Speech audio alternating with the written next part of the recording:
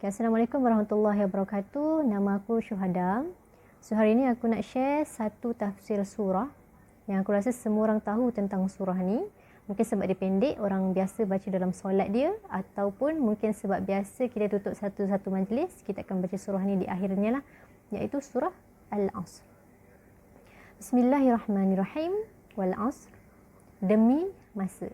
Dalam surah ini, Allah telah bersumpah dengan masa. Bila mana Allah telah bersumpah dengan sesuatu, maksudnya perkara itu adalah sangat-sangat penting.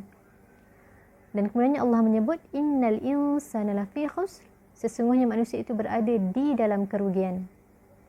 Nak katanya semua manusia yang berada di atas muka bumi ini sedang berada di dalam keadaan rugi.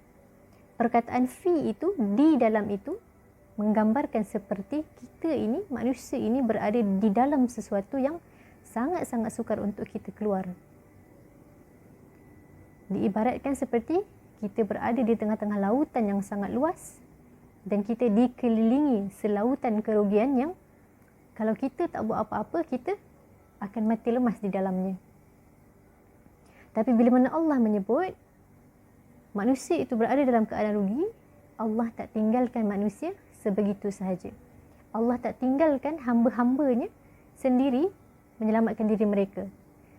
Betapa baiknya Allah ini, Allah sebut selepasnya manusia itu rugi, Allah sebut selepasnya cara. Macam mana manusia ini hendak menyelamatkan diri mereka daripada kerugian-kerugian ini. Innal insana lafi khusr illa.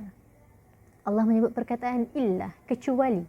Semua manusia rugi kecuali allazina amanu, orang-orang yang beriman kepada Allah, wa amilus solihat, dan beramal soleh, berbuat perkara-perkara baik, mengikut perintah Allah, meninggalkan larangannya.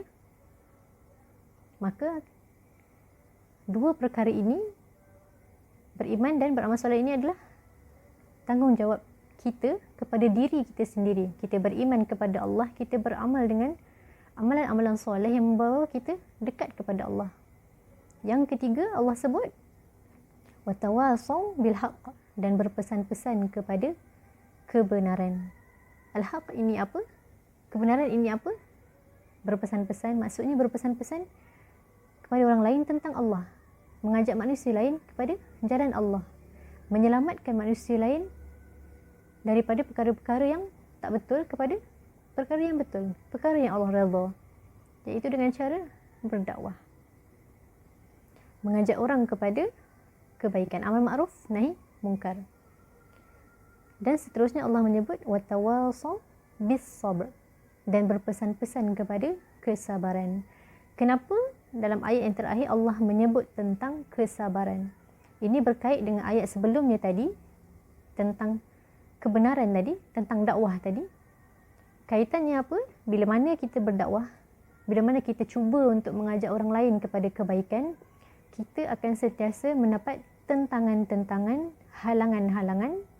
Orang akan tak suka dengan kita, orang akan benci kita, orang akan sisihkan kita, dan ia akan membuatkan kita sedih, membuatkan kita down bila mana dakwah kita tidak diterima oleh orang lain.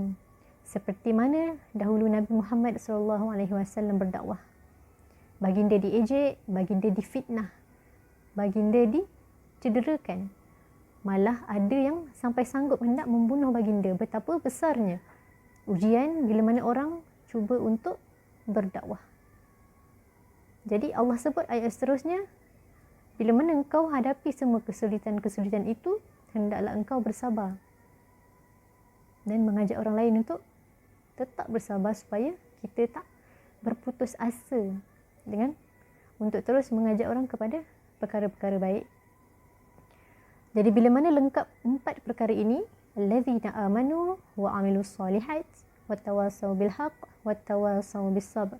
Kita beriman, kita beramal soleh, kita berpesan-pesan kepada kebenaran dan berpesan-pesan kepada kesabaran. Allah menyebut perkataan wa dalam setiap ayat ini. Allazina amanu wa amilus solihat wa tawasaw bil haqq wa tawasaw bis sabr. Allah menyebut perkataan dan. Allah tak pakai perkataan au atau. Maksudnya untuk melepaskan diri kita daripada kerugian tadi, kita kena melakukan 4 perkara ini. Kita kena buat keempat-empatnya. Tak boleh pilih salah satu.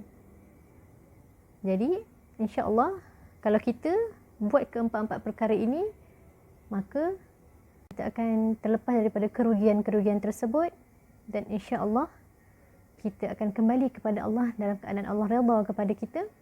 Allah redha terhadap masa yang telah Dia pinjamkan kepada kita di atas muka bumi ini. Sekarang ni kita ni merasakan masa kita ni banyak sebenarnya, tapi singkat. Sebab apa? Sebab kita selalu mengisi masa-masa yang ada tersebut dengan perkara-perkara yang tidak bermanfaat.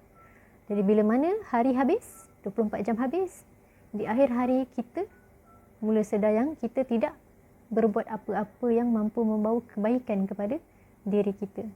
Wallahu a'lam bissawab. Semoga perkongsian ini memberikan serba sedikit manfaat kepada kalian yang mendengarlah. Assalamualaikum warahmatullahi wabarakatuh.